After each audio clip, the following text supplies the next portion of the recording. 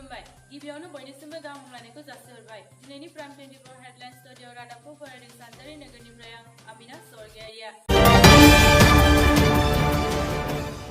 दिनैनि गाहाय रादाबफोरा जाबाय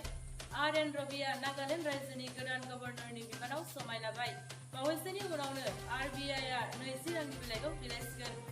ट्रिपल तालाक बिलआ रायजो सभायाव पास जाबाय स्टीवेन स्मिथआ आरोबाव सेन्चुरि रान खालामो दानिया फैदो आबुं रादाबाव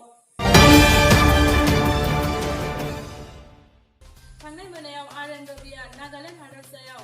गभर्नर बिबानाव समाय लानाय जाबाय बे समाय लानाय समाव गुवाहाटी हाई कर्टनि चीफ जस्टिस अरुण कुमार गोस्वामीआबो दंफायोमोन नागालेण्डनि चीफ सेक्रेटारि आरो सीएम मैथ्यू रिअ आरो एसेम्बली मेम्बारफोरजों सावरायलायना 19थि गभर्नर बिबानाव थिसननाय जायो थांनाय मोनायाव नागालेण्डनि राजभवनाव आर एन रबिया बुंदों दि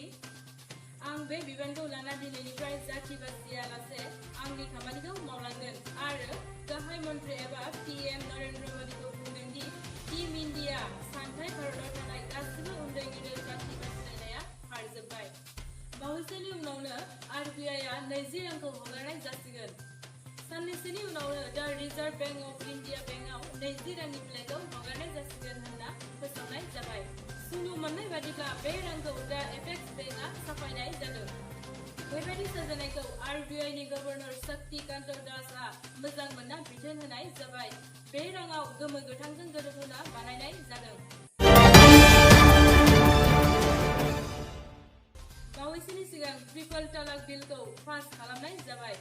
दाखालि बावैसोनि सिगां भारतनि रायजो सभायाव मुस्लिम जातिनि हिनजाव हाबा जानायनि सायाव लानानै बे बिलखौ फोसावनाय जाबाय